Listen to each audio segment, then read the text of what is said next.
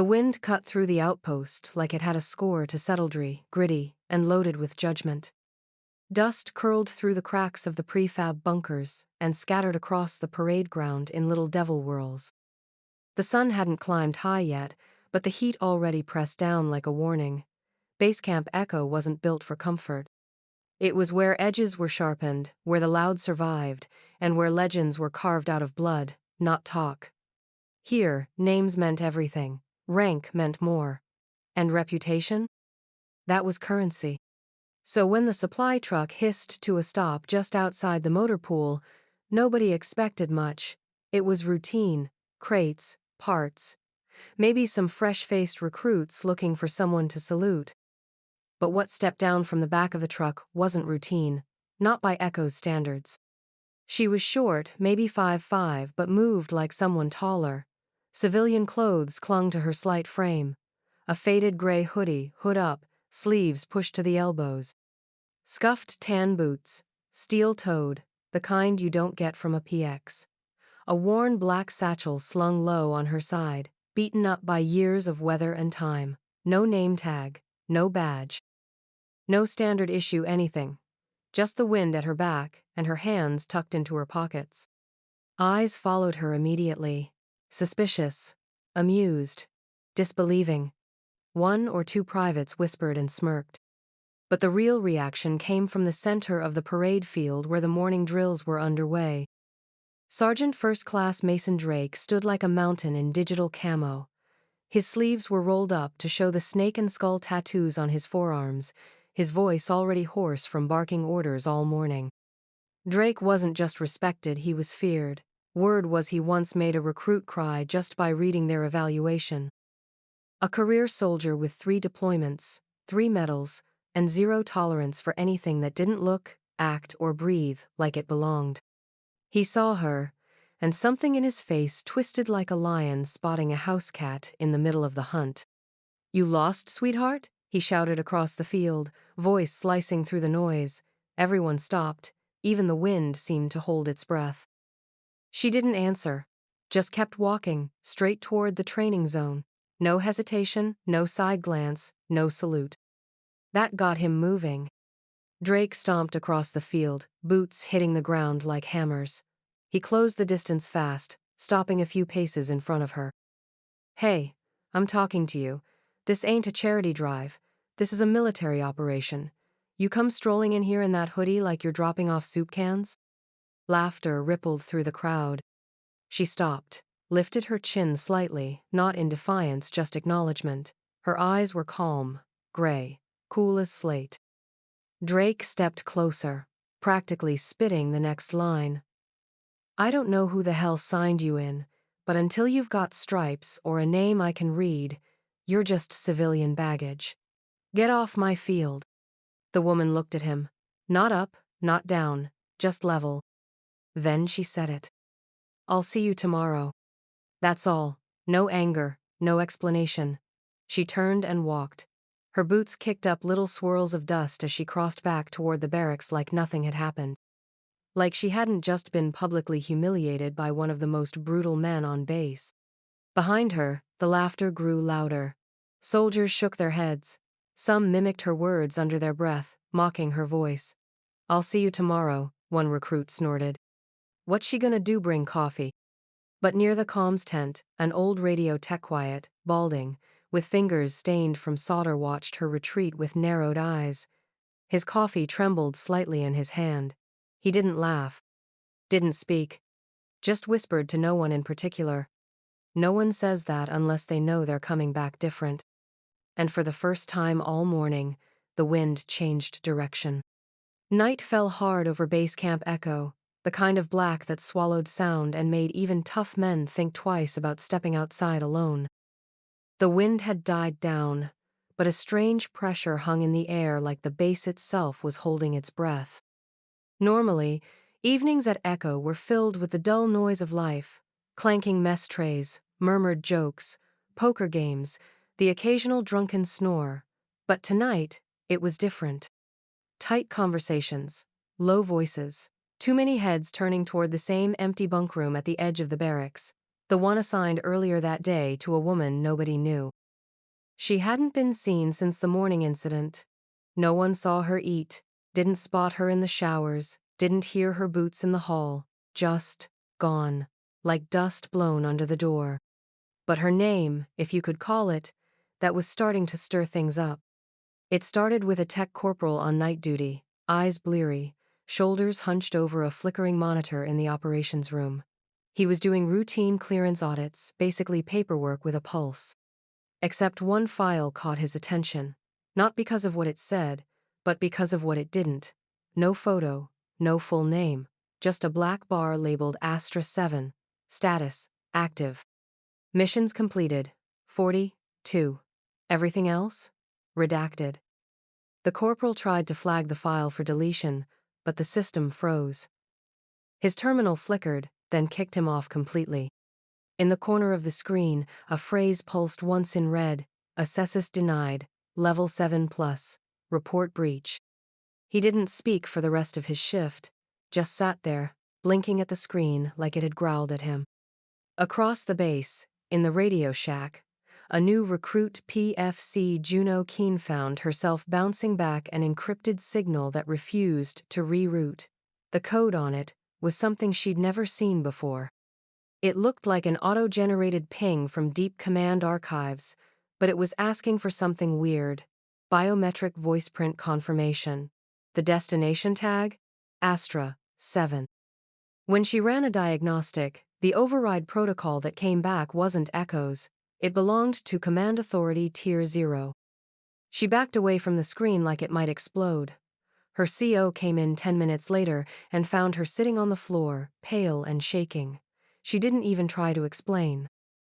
The next morning broke sharp and silver, the sky flat as steel and colder than usual. Reveille sounded late. That never happened. And before anyone could complain, the convoy rolled in. 3 matte black trucks. No plates, no flags. Just the smell of fuel and the sound of purpose. From the center vehicle stepped a brigadier general in full regalia, flanked by 2 MPs with holstered sidearms and unreadable faces. He didn't offer a greeting, didn't explain his presence. Just asked to be taken to the war room immediately. When Drake, still sore from yesterday's encounter, demanded to know why, the general didn't even glance his way. He simply handed a sealed order envelope to the base commander and walked on. Within an hour, the chain of command snapped like a dry branch. Orders came down, not from Echo's CO, but from higher than any of them had clearance to see. Effective immediately, operational command of Base Camp Echo would be transferred to a classified Tier 0 officer. Call sign, Captain E. No one needed to ask who it was. The name wasn't on any roster, but somehow, everyone suddenly knew it. The woman in the hoodie. The one who said, "I'll see you tomorrow." She wasn't just here. She was in charge. The door to headquarters slammed open with a force that rattled the frame. Sergeant First Class Mason Drake stormed through it like a bull fresh off the chain, face flushed, jaw clenched tight enough to snap bone.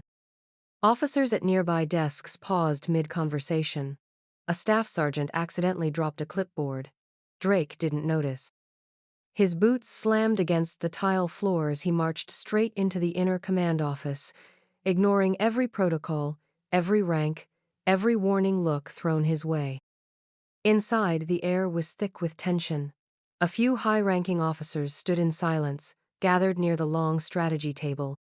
At its head, the woman, stood, posture relaxed, hands folded neatly behind her back. She wore standard combat fatigues now, but no unit insignia, no ribbons, no rank stitched to her chest, just the same calm gray eyes she'd had the day before, the same unreadable silence. Drake pointed straight at her, his voice a bark. "This is a goddamn joke, right?" he growled, teeth bared. "You're telling me this, nobody, is in command now? Who signed off on this circus?" Nobody responded. "She's not on the roster," he shouted, slamming a hand on the table. "No clearance, no background. She waltzes in here with some attitude and a hoodie, and now you're telling me she's my CO?" Still, no one spoke. Not even the brigadier general, who stood off to the side, hands clasped behind his back like a statue carved from iron. The woman stepped forward. She reached into a secured pouch on her belt and removed something small, flat, black. A badge. No name, no ID number, just a silver-trimmed triangle with a blood-red mark in the Centera Viper coiled around a single vertical line. Most people on the base wouldn't recognize it. But Drake did. His mouth went dry. That symbol wasn't from the Army, or the Marines, or Special Ops. It wasn't from any known division. It belonged to Tier 0, the off-book unit only whispered about in war rooms and intelligence briefings. Operators with no names, no past, just call signs and scars. The woman placed the badge gently on the table between them, then looked up at him. "Operational command is mine," she said, voice quiet. "Under Omega Protocol clearance, Section Black, effective immediately." Drake stared at her, at the badge, at the brigadier general who still hadn't spoken. His chest rose and fell in short, angry bursts. "Who the hell do you think you are?" he hissed. She didn't blink. "I'm the one replacing you." He slammed his hands on the table again. "The hell you are. You can't just walk in here and throw badges around. You don't outrank me, and you damn sure don't." She cut him off, still calm. "Then put it in writing," she said, "and I'll sign your discharge paperwork myself." The room froze. A young lieutenant coughed softly, then went still. A colonel raised an eyebrow. One of the MPs outside the door shifted his stance but didn't move. The air felt colder. Drake stood there, hands still on the table, veins bulging in his arms. His pride was a raw thing, bleeding in the open. But for all his bluster, he didn't speak again. The brigadier general finally moved, stepping forward with slow, deliberate gravity. He looked Drake dead in the eye, then turned to the woman and gave a short, sharp nod. "Effective immediately," he said. "Commander." The sun hung low over Base Camp Echo, casting long shadows that stretched across the parade ground like the ghosts of every command that came before. The dirt was tamped flat, the flag hung still in the windless air, and the assembled soldiers, hundreds of them, stood in rows so quiet you could hear boot leather creak and dry throats swallow. Evening formation had never felt like this. No one dared speak, no one dared shift. They weren't just waiting for a speech. They were waiting for confirmation that what they'd heard, what they'd seen, wasn't a mistake. Then she stepped out. Full uniform. Boots polished, belt tight, shoulders squared with the kind of discipline that didn't come from training manuals, but from years walking edge first into places most men wouldn't crawl. She wore a cap low over her brow, and her hair was tucked neatly beneath it, but it was the ribbons that caught the air. Not standard commendations. Not campaign medals or training distinctions. These were raresome, not even listed in the handbook. Black bars, crimson stripes, a blue flame bordered in silver. Symbols whispered about in classified briefings and dismissed as rumor by those who'd never earned one. A quiet ripple of recognition passed through the ranks. It wasn't fear, it wasn't awe. It was something older. It was the sound of every soldier realizing they'd stood in front of someone who had survived things they couldn't pronounce. She came to a stop at the front of the field, not behind a podium, not beside the flag. She didn't need elevation. Her voice didn't rise. "I don't need your respect," she said, steady and clear. "Just your readiness." That was all. 14 words, no shouting, no ego, just command, plain and unshakable. The silence that followed wasn't awkward. It was reverent, a silence that dared not challenge her. A silence that acknowledged her not as a visitor or a mystery, but as the leader they hadn't known they needed. Fenn's lowly Sergeant First Class Mason Drake stepped forward. Gone was the swagger. Gone was the sharp jaw and booming voice. His steps were measured, his face tight, and for once, he looked like a man carrying the weight of something heavier than rank. When he stopped in front of her, he didn't say a word. He simply straightened his back, and lifted his hand in a sharp, trembling salute. It held. She returned it not with a flourish, but with a single nod. Firm, unemotional, final. Then she turned her back, walked down the line without another word. And no one dared move until she was gone. That night, no one cracked jokes in the barracks. The poker game was left unfinished. Even the usual drunk at the motor pool didn't raise his cup. Something had shifted, an axis tilted, a curtain pulled back. They had mocked her, doubted her, some had tried to erase her.